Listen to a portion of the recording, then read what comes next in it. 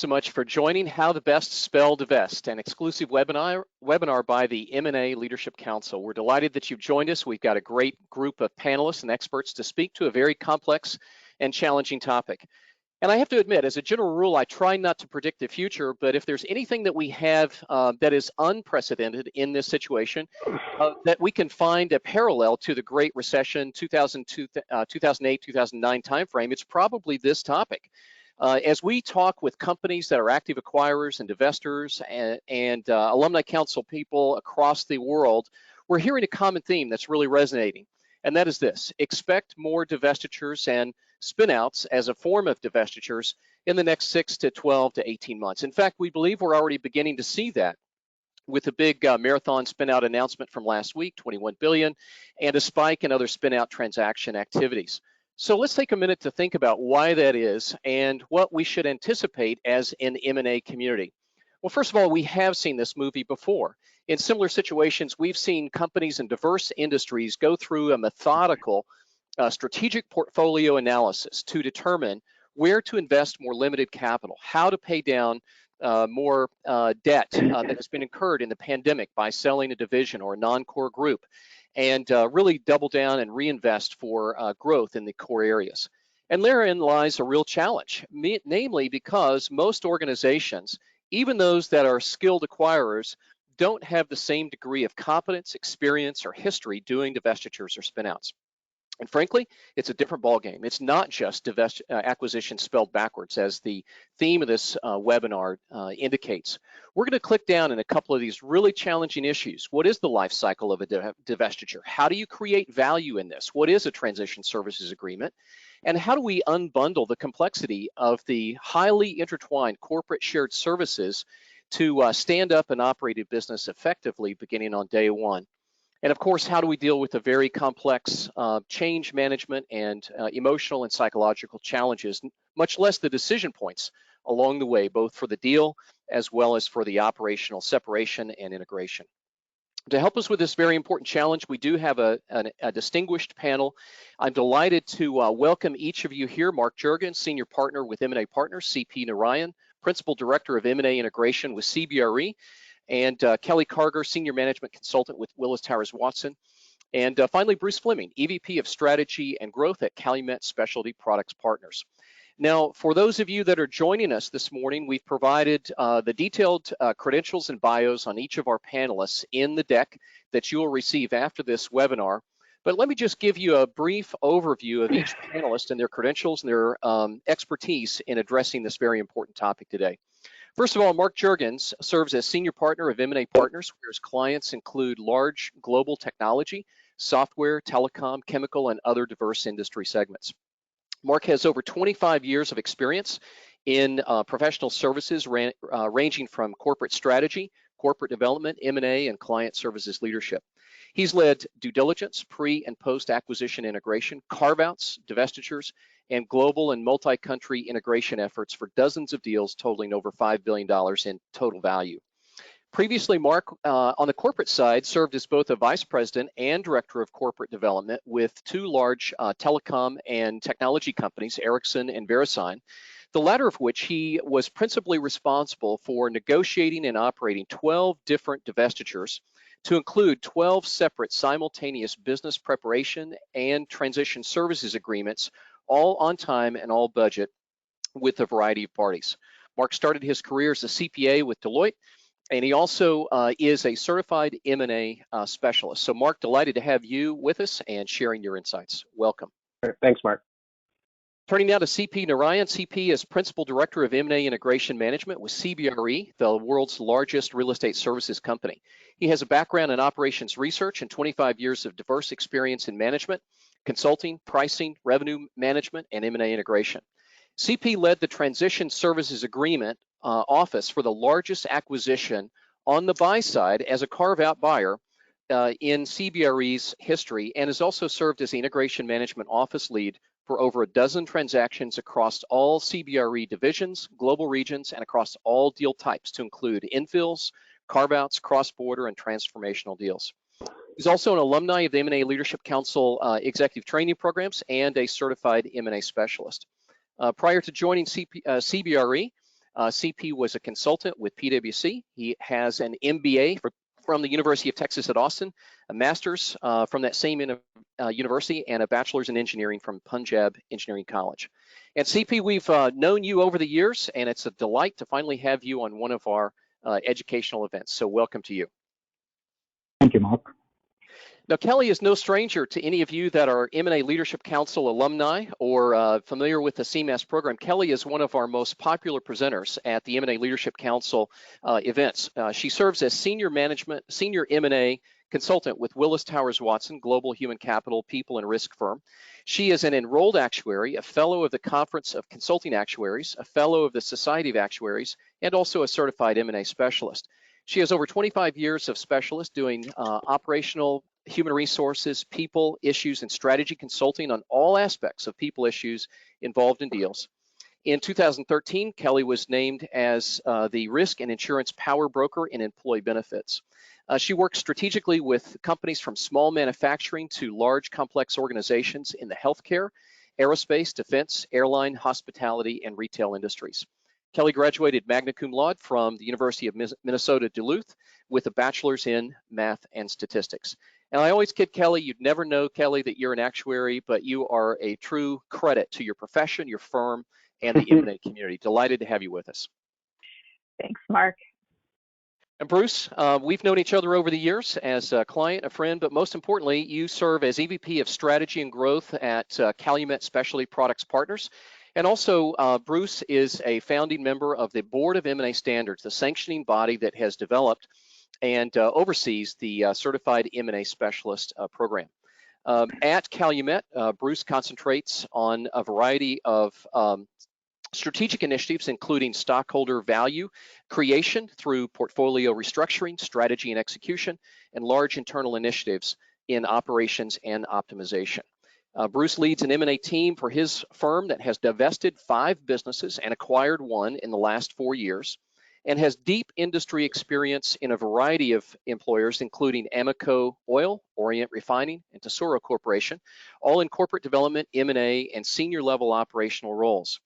At Tesoro, he led the BP Carson, California refinery acquisition, which Barron's noted as the acquisition of the year in that year. Bruce earned a bachelor's in chemical engineering from the University of Delaware and a doctor of philosophy in chemical engineering from Princeton University. So Bruce, always a delight to get your insight and wisdom on these topics, and we're delighted that you've joined us as well. Appreciate it, Mark. I only come to these to hear from the attendees, though. Wonderful, and we want to do that. In fact, as you know, participants, please submit questions along the way. We'll hold about 15 or 20 minutes at the end of this discussion and make sure we get to as many of those questions as possible. With that, Mark Jurgens, talk to us about the process and the life cycle for creating value in a divestiture. Sure. Thanks, Mark, and hello to everybody. Just want to dive right in today and just talk about 2 real-life case studies. This was the same company, and I was involved in both of these deals, but they were 2 years apart. And what I really want to get through is that deal speed really does matter when going through divestitures. I mean, the deal team is driving the close process. They're always going to take priority, but it is something you can do as a divestiture separation process leader, that you can take that and accelerate the deal close, which is one of the obviously key objectives of the transaction. So let's take this first example case study back in 2008. It was our first divestiture that we were planning to do after a strategic, analysis of the company of businesses that we wanted to take a different strategic direction. We had an agreement to sell the business in the May timeframe for $300 million. And as common for most first-time divestiture teams, we completely underestimated the separation planning process. It drug on throughout the summer early into the fall. And as you know, if you remember back to that time, the market started falling apart. And by the time we got to mid-October, this was a debt finance deal, and debt was just not moving at that time, and the deal was put on hold. What happened? We had to take a break over the holidays. We had to come back, renegotiate the purchase price, and we had to come back with a purchase price of $100 million less than what we had a few months previous to that. So the takeaway from this is, we didn't see ourselves as the blame as just even with COVID now, that we didn't anticipate a financial meltdown during that time. However, we did have to take a real look at it and say, could we have done things to accelerate our deal timeline? Because we could have closed this deal. This business actually did not have any lack of cash flow before or after the closing of the markets. It was just as secure back in May of the year before as when we actually closed the deal a year later. So we had to really take a look at that and say, what can we do to really accelerate if we do this again? Okay, so Mark, you want to get the next one? So now this is the same company, same corporate development team, but now we're fast forward 2 years from that. And this type of thing does happen. We had an unsolicited offer to sell one of our largest business units for $1.3 billion. So a much larger and a much more complex deal in the separation. So what did we do different? So the first thing I did is I got the separation planning process and I kicked that off immediately. We got the offer, the letter of intent in the late January timeframe. And we used the first 4 weeks to kind of go through this 4-step process. And I'll just briefly talk about that to really get our act together as far as what we need to do a separation.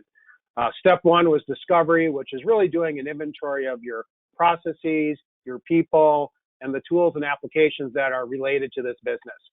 Then we sat down with the corp dev team in step 2 and said, what's going to be in the deal and what's going to not be in the deal, so we can have a very bright line as far as what assets are going on day 1 and not day 1. That leads to the step 3 of what are your plans to get to closing as day 1 objectives. And then that leads directly into things that are not going to transition on day 1. We'll go into TSA requirements. And we took the step, even before talking to the buyer about transitioning, that we had drafted transition services agreement to hand to them. So when we met with them for the first time on the 1st of March, 1 month after we kicked off this process, we were fully ready to engage with them and basically slid across the table to them. Here's a plan and a set of transition service agreements that we believe are workable for this particular transaction.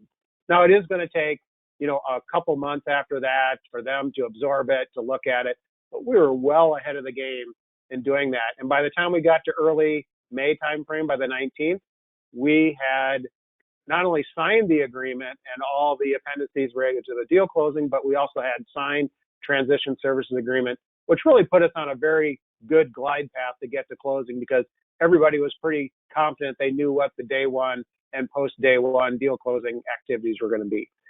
So, the takeaway from these 2 deals and just 2 years apart is that, putting together a good separation planning process before you talk to the sellers, the buyers, is kind of key to this. But also a couple things that we pulled out of this, in that planning process, it really enabled our out-of-the-box thinking. And the example of this one, we had very complex, connections between the business support services and the financial general ledger, the ERP system. In this particular transaction, we actually made a clone of our ERP and threw that into the deal. And we made that decision and got the approval to do it before we spoke to them. That made a huge difference, because now they had the whole package. They could basically run the whole business with all the financial controls already put into it on day 1, and they could decide to disentangle it at whatever pace they wanted to do it. So that was one thing. And then the other thing that we really kind of held as a guidepost in doing this is we really tried to do things as what are to do right by the customers of the divested business unit and the employees of the divested business unit, and make sure we include those into our plan.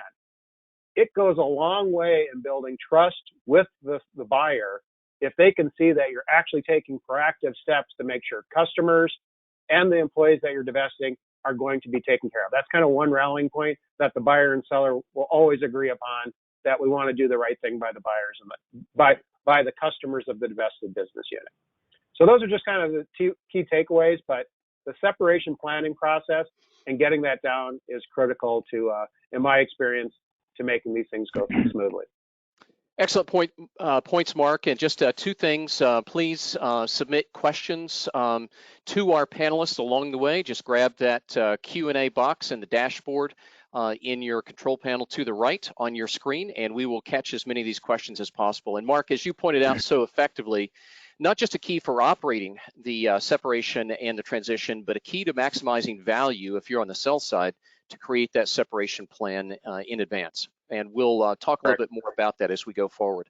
With that, Sure. CP, Right. I want to get, fantastic. CP, I want to get you in the conversation now to talk more about a core area of your expertise, transition services agreements, which are so much a part of typical divestitures if you're on the sell side, and as in your role, buying a carve-out.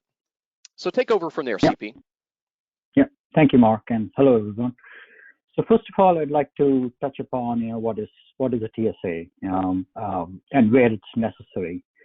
So when a carve-out involves the sale of a business unit that's operationally integrated with the rest of the parent company's business, the seller may need to continue providing post-closing support for mission-critical support services to the buyer. And this support is basically formalized using what is called a transition services agreement, or TSA. And it's one of the key documents that's signed along with the stock or the asset purchase agreements at closing. So from a buyer's perspective, TSA is critical to ensure business continuity, because especially in complicated transactions, you won't be able to flip the switch at closing and just be able to separate and operate that carved out business unit or integrate it in any reasonable fashion. So that's where TSA comes in. Mark, you want to switch to the next slide? Mm-hmm. Yeah. So now that we have established what a TSA is, there are certain key elements of developing a transition services agreement. Obviously, the most important element is defining the scope of the TSA. It's probably one of the most critical decisions made by the buyer. Ideally, the buyer's due diligence should have identified all the systems or services or support needed from the parent company, and also, through their integration planning, some sort of approximate timeline as to, how long that integration is going to take. Now, this task can be pretty complex depending on the deals, and realistically, given the short time frame that you typically have in the diligence process, it may not be possible to identify each and every system or weigh in as to the impact, right? So when you're faced with such a complex undertaking, one of the ways to address it or minimize the complexity is to look through a customer-facing lens, and that will help you in prioritizing, what are the most immediate critical priorities that we need, support from the seller to the buyer. Once the scope is established, then the next most important, criterion would be defining the duration of the TSA. Now, ideally, the duration should align with the buyer's integration plan, but this is one of the situations where you have a conflict of interest between the seller and the buyer. Now, from a seller perspective, you want to wrap up the transaction as quickly as possible, and from the buyer's perspective, you want as long a duration as possible to mitigate the integration risk. So one best practice to address this is to have what we call like a base duration. For example, you may say, I have 3 months for a particular TSA or 6 months for another service, along with the option to either terminate early or seek an extension by providing adequate notice to the seller. So this incentivizes the buyer to conclude integration early, saving TSA costs, while also providing some insurance against integration setbacks. So that's one of the best practices that we have used when we purchased a carve-out. Now the next important consideration, obviously, the terms and conditions, and this is where I would say the most critical, and Mark Jurgens touched on this. The most critical is defining the separation versus integration. From a buyer's perspective, it's overlooked, but very important consideration. Separation is typically the responsibility of the seller, and integration is the responsibility of the buyer. This definition is paramount, especially when you have data for the divested business, as an example, that's commingled with the parent company's data, right? So, for example, financial transactions, employee data, and so on and so forth.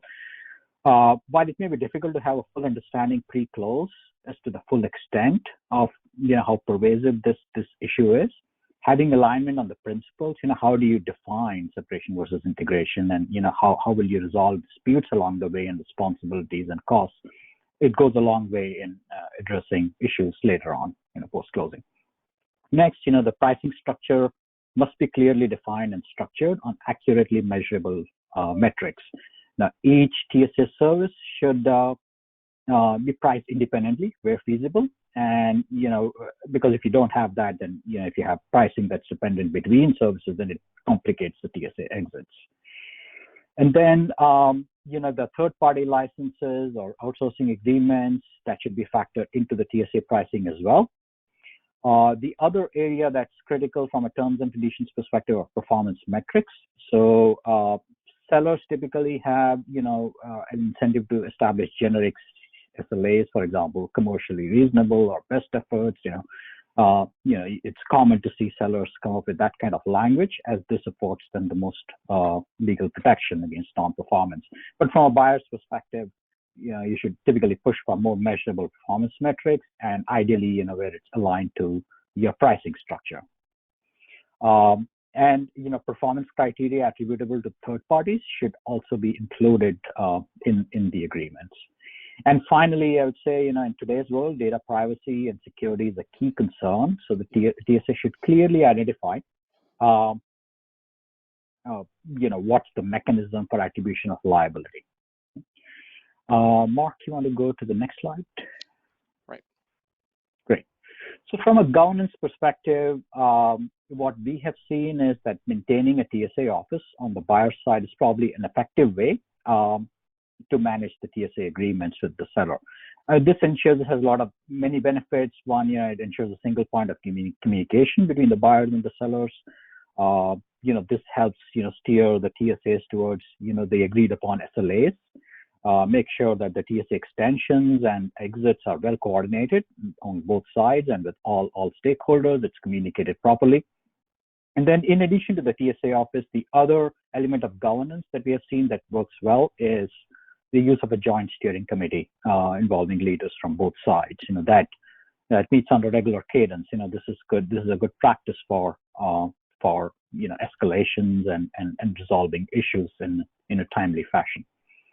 And then the other thing, there's a couple of special situations that you need to be aware of, which are commonly overlooked. Reverse TSAs are one. Now, reverse TSAs are an interesting facet to these divestitures. It arises when the services that were originally performed internally by the seller are now need to be performed by the buyer, because the unit that was performing these services has now been divested to the buyer, right? So buyers typically are not prepared for these reverse TSAs because they are not expecting to provide services back to the seller. But you have to be on the lookout for these situations as well. In conclusion, I would like to say that the importance of maintaining good working relationships with the seller during the TSA period should not be underestimated. Eventually, it's that people-to-people relationship that keeps the services going. And keep in mind that the sellers also want the carve-out to succeed. They don't want negative press either. They don't want this divestiture ending up as a case study in an HBR review, right? So maintaining that collaborative working relationship will go a long way in ensuring satisfactory TSA conclusion. Right. CP, excellent job, and thank you for that overview. And I'm thinking of that comment that you shared with me some time ago. As we started, we thought we had an outstanding relationship with the seller, and as we got into the deep workout of the separation and operating the TSA, we found out how deeply strained sometimes operating the TSAs could be, and that's really good sage advice. So have to keep the relationships first and foremost. As a buyer, you're dependent on the quality of services, the data access, the ability to solve problems as you go through this. So thank you for that excellent overview. Kelly, I want to turn next to you and get you involved in the conversation, because the whole arena of employment, how you manage employment, what alternatives are there, and then the broad implications of that. So how should we be thinking about the employees on day one of a divested or carved out business? Great, thanks, Mark. So I'm actually going to kind of follow on very closely to what CP was talking about. And while all functions have to do that review of What's our entanglement? What's our plan for separating? Do we need TSA services? TSAs can solve a lot of business continuity issues at day one, but I would question all of us to really challenge and say, is it really the solution for employment continuity? When we have deals that involve employees who will be changing their employment from the seller to the buyer, the ideal situation, of course, will be able to fully employ them at close, which fundamentally means they have to be able to pay them and provide benefits. Those are the critical elements for the employees to make sure that they're able to function and not be distracted from the business of doing business by the employment issues. Well, that doesn't always happen.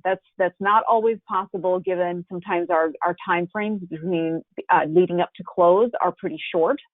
And we may have buyers that are not as able to move quickly to bring people onto their own payroll and benefit programs.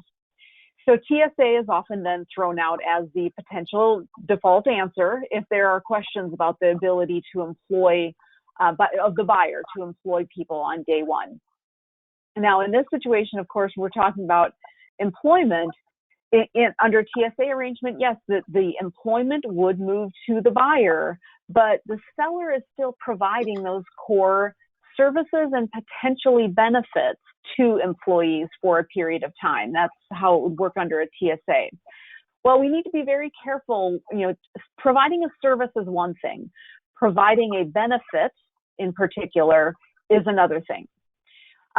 So TSAs in the HR or the people space really involve a lot of the same issues around defining the services and the cost structure, and frankly not agreeing to any services that are going to require brand new process establishment. We don't want to recreate a process to administer the TSA, but now we're layering onto that potential co-employment, multiple employer plans, and frankly, data privacy in terms of personal data. Those are just a couple of the key issues that arise when we start talking about this transition of employment. So there is an alternative that is on the other end of the spectrum, which is to think about an employee leasing arrangement. In those cases, that allows for the employment relationship to remain with the seller, who then will lease the services of the employees to the buyer for a short period of time until the buyer is actually ready to take them on as employees. So it's one alternative that is basically on the flip side of our spectrum here, where the buyer can't quite employ them at close. They both have challenges. They both have, in particular, legal complexities and legal risks that have to be addressed to determine what you as a seller are comfortable with doing. So it can be a viable option for either TSA or leasing arrangements if we've done our homework in advance to understand what are the risks involved and how much risk are we actually willing to absorb as the seller in this process. The key part of this, and again, this ties right back to what Mark was talking about too, advanced planning on this. The worst case scenario is you get into a potential divestiture and the HR function gets involved late in the process, and somebody's saying, oh, well, we're going to TSA the employment. Well, there's a lot of complex issues to deal with there. We have to really understand what's the risk we're taking on. What are we actually able to do in a TSA situation? So that advanced planning, and to your point, Mark, even before engaging with a potential buyer, understand what we actually are willing to do from a TSA or employee leasing arrangement, and get our own parameters as the seller to understand what we're willing to give and take on. That'll allow getting into the discussion with a buyer to say, here's our preferred position. And you go into negotiations really knowing what you're negotiating, as opposed to trying to create your position at that point in time. So that'll hopefully go a long way to actually managing those late game proclamations of let's just TSA it. Mm-hmm. Kelly, excellent advice on that, and we really appreciate that unique alternative that you've shared. And I want to come back to a number of questions for you in particular on this, as well as our other panelists. We are getting some outstanding questions. And Bruce, I want to first get you in the conversation. Before we transition, Kelly, anything else on the people management, the employment day one for now? No, I think it's probably a good time to dive into some of the questions. Bruce, before we do that though, you know, in the M&A Leadership Council workshops, we often say that any M, or D situation is a top-down strategy-led requirement with dependency on outstanding bottom-up planning and execution. And you epitomize the heavy and engaged involvement of the executive committee leadership team throughout the transaction. I'm curious if we could get your viewpoint on some of the key lessons learned from the executive committee, from the deal team viewpoint. Yeah, you bet. Good morning, everyone. So if we were doing this in person, I'd get a show of hands whether you'd rather be the horrible example yourself or you can let somebody else provide the service. If you're waiting for me to get to the point, I'm only going to use one slide as a prop. So you're looking at the point. The day that control changes, passes from the seller to the buyer, everything has to keep moving. The product has to keep moving, the money has to keep moving. And if you screw that up, nothing else matters as much. If you want to prevent screwing that up, the best way I've come up with in my career is don't let the deal team get away. Don't pass the baton. Somebody has to be hanging around that knows what we intended. Somebody has to help the transition teams, the divestment team on one side and the integration team on the other, not to lose sight of the purpose and the mission. So if you think about it that way, the day that somebody says, okay, we're ready to go, we're closing, who gets to make that call in your organization? One point that Mark made early is the deal team sets the timing. I think I'm quoting you, Mark. Yeah, the deal team typically does have authority. But let me tell you what happened one time in my experience when the deal team overrode the integration team who said, we're not ready. And the deal team said, you got to break a little glass. Let's go. You're ready enough. So, you know, this is a story of a multi-site manufacturing transaction. And the day of change in control, the buyer's sites all promptly shut down. And they stayed shut down for 2 weeks because the buyer's enterprise platform was not ready, despite a year's worth of testing and assurances. That's a team that thought they were ready and they were simply wrong. If you can imagine how well, in air quotes, that played with all of the stakeholders, you know, you're on the right page, and that, you know, that caused some rearrangement in procedures as well as leadership personnel in that particular example. So if you want to not be the horrible example, you know, it's a trick question. Are you ready to change control and who gets to say so? Seller's deal team, seller's divestment office, buyer's deal team, buyer's integration office, who gets to make the call? The answer is that's a four-way. And theoretically, if you've got a four-way negotiation, you'll never get it done and it's impossible. You can't align all those parties. And I would tell you that's true. That's right. Somebody's always going to say we're not ready. And so now you go straight to risk management. What happens if the guy saying I'm not ready happens to be right? Is that really that consequential? And if it is, you better have a mitigation in mind. So I'm going to skip the lower left-hand corner. That's just some things I sprinkled out there to stimulate the audience a little bit. And let's go to the classic error, or if I called that the classic mitigation, you could take that equally that way.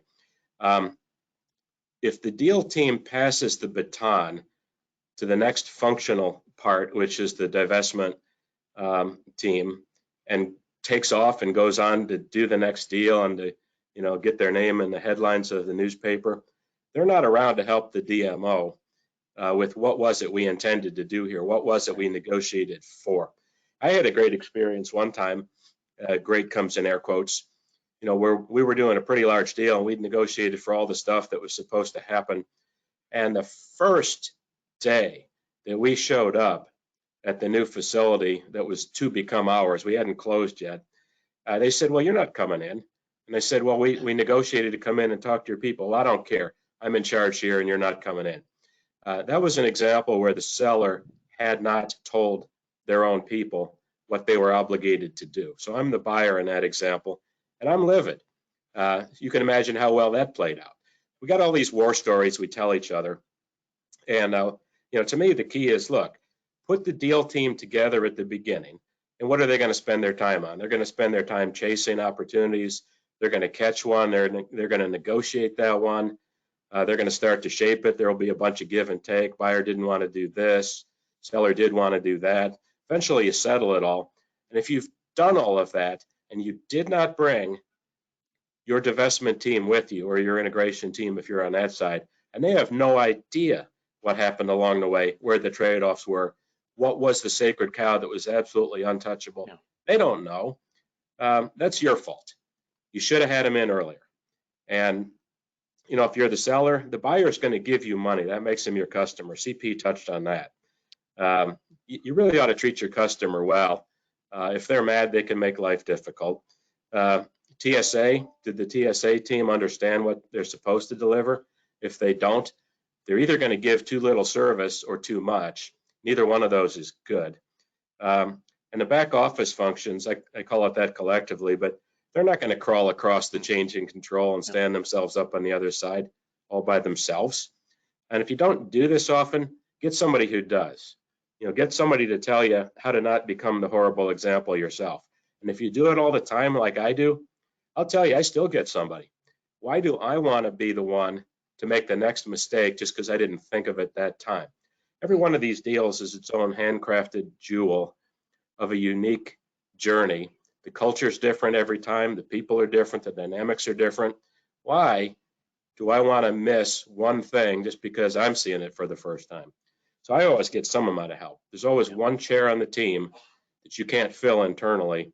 There's always one place to put somebody that knows what good looks like. So that's the pitch. Don't be the one that screws it up. The product has to keep flowing. The money has to keep flowing. And if somebody can help you do that better, give it some consideration. That's it. Bruce, excellent advice for us. And what's really resonating is the critical role, not only of the leadership team, but of governance and an effective decision process. Who does what to whom and when? As our friend and colleague, Jack Prouty, co-founder and president emeritus of the M&A Leadership Council often says, to do M&A and D, you've got to get governance right. And this explanation and overview and the war stories, Bruce, have really brought that to the forefront again. So thank you, really helpful. Now we're going to unpack some questions. We've got a number of great questions. Please submit any questions, those of you that are joining us today for this webinar. We'll clear off as many of these as we can. Use your question dialog box as indicated here on this slide, and we'll go ahead and dive right in. I see a question here that's come in from Joe, and Mark, this is directed to you about the whole separation planning process. Why should you do separation planning before you know who the actual buyer is? What do you think? Well, you definitely should do that before, if you can, you have the possibility, before you even knew who the buyer is. I mean, you can scenario it. You're going to have two broad categories of buyers.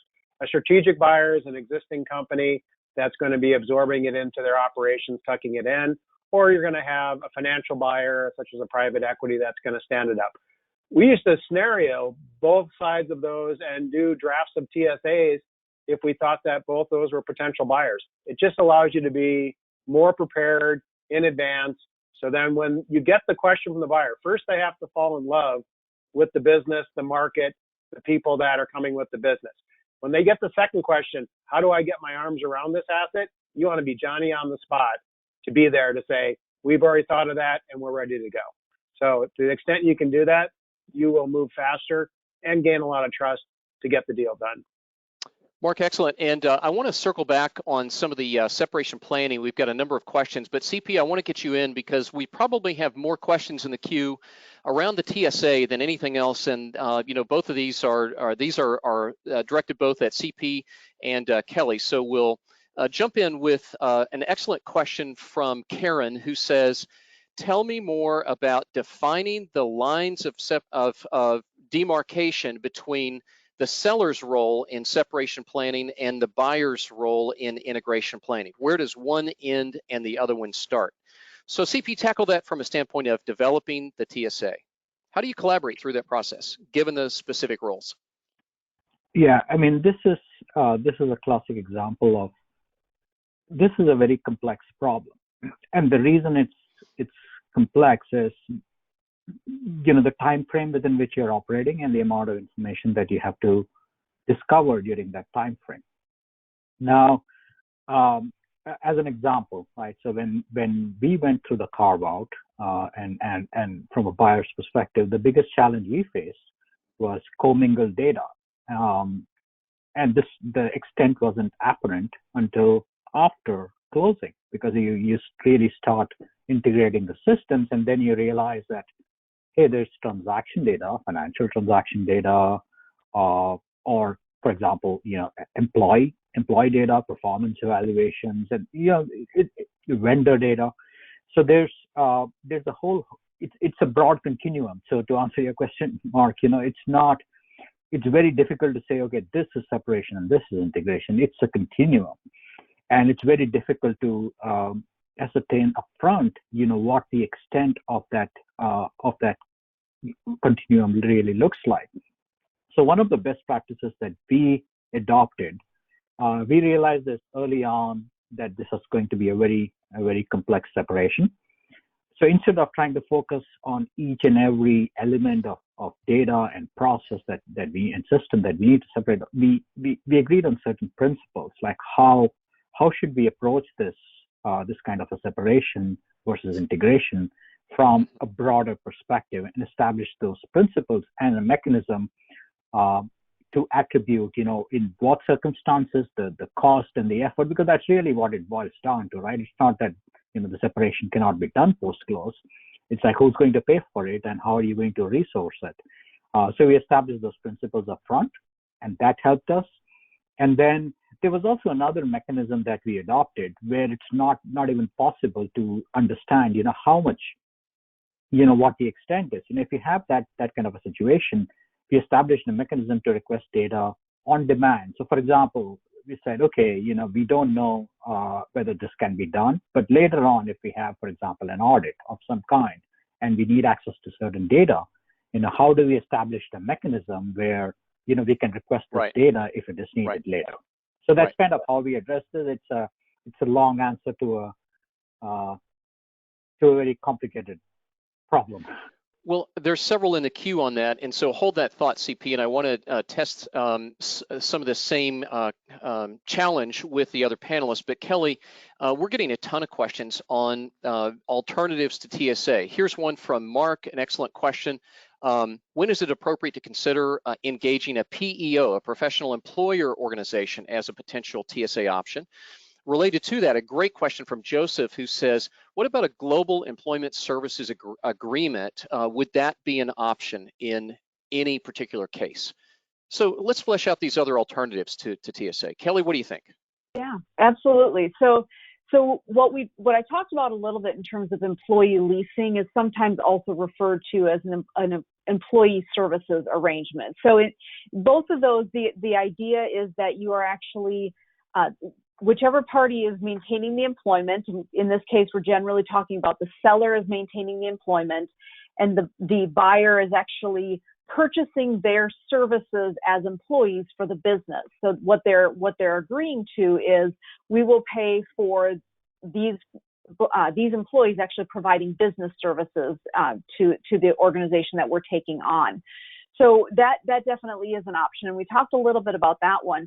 But the PEO is really, we're now going from having a spectrum to having kind of a spider chart of possible options here. So the PEO gives you that option where you're actually transferring employment to an outside party.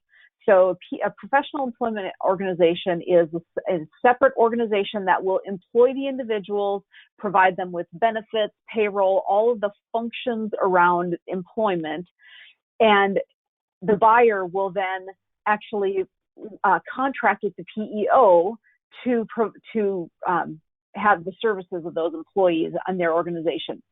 So we see these more commonly in outside the U.S. Frankly, we don't see them as much in the U.S. They do exist and they do happen, but we see them more commonly outside the U.S.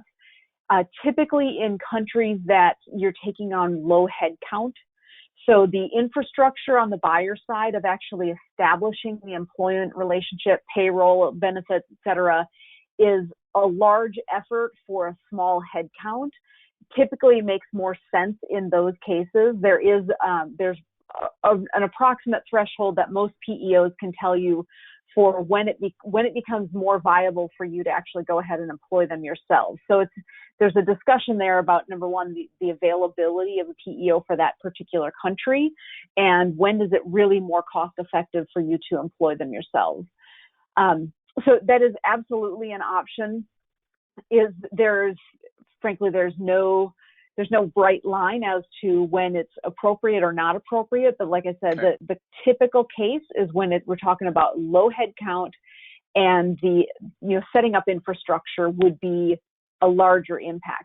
The one additional consideration on a PEO is that typically once you move people to a PEO, it can be difficult to move them back out later and take them on as full-time employees, so that you're creating two steps if you go with a PE route as an intermediary. So it's just an additional element to consider when you're making that decision. Kelly, I want to stay with you because there's quite a number of questions around the people implications of a classic transition services agreement. And Pam has asked, how would you structure the charges or the fees to the buyer for human resources or people-related TSA terms? Any thoughts on that, Kelly? Yeah, absolutely. So first of all, this is again where that advanced planning will come in very beneficial, because there are several different types of costs that you incur in the people space for actually employing individuals. So we have, in many cases, there are licensing costs associated with the software, the systems that we use to manage the employment. There are actual charges from a third-party provider, say payroll systems. There are actually the cost of, in particular, benefits themselves.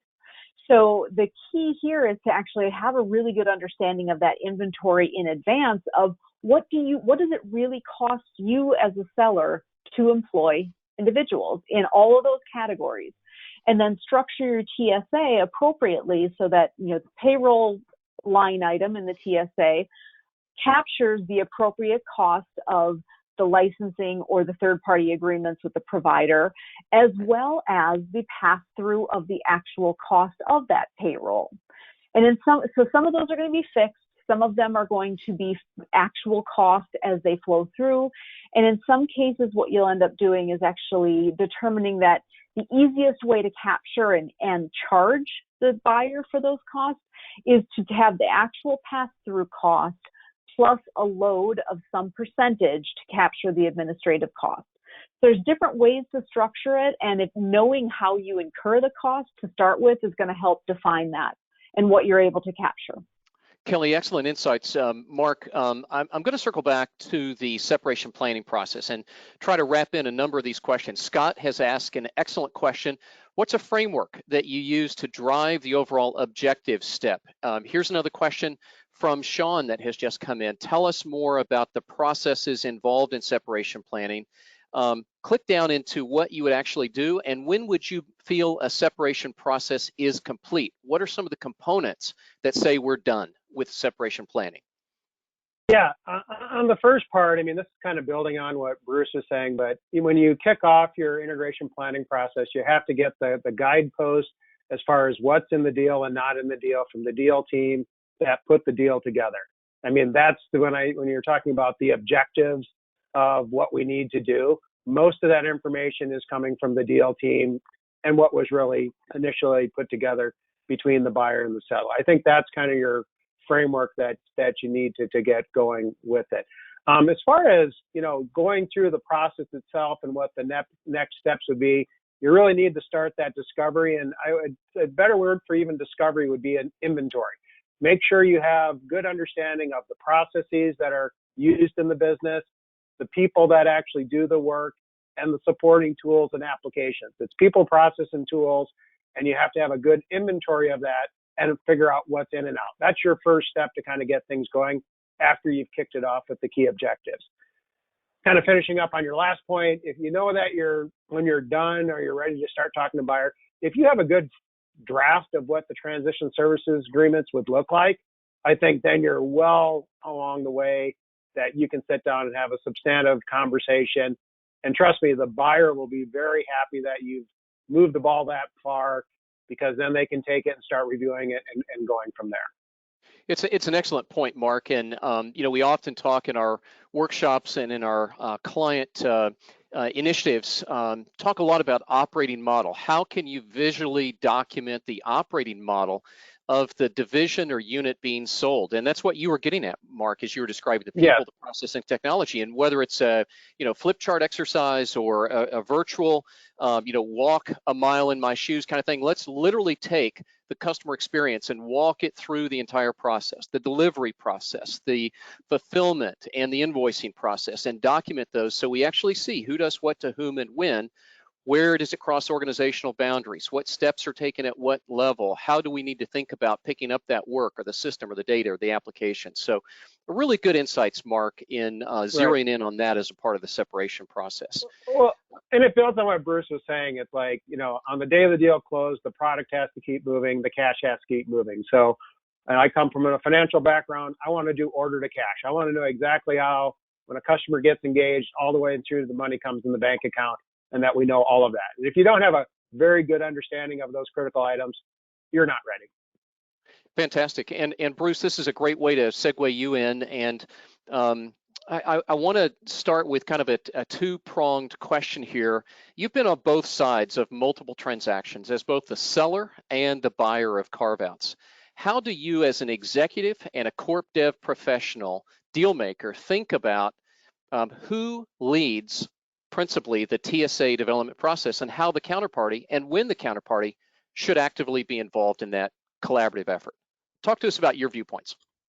Yeah, so I've had the good fortune that most of my deals have been large enough that they required an HSR filing, and that builds in a time delay between the day of announcement and the day of closing.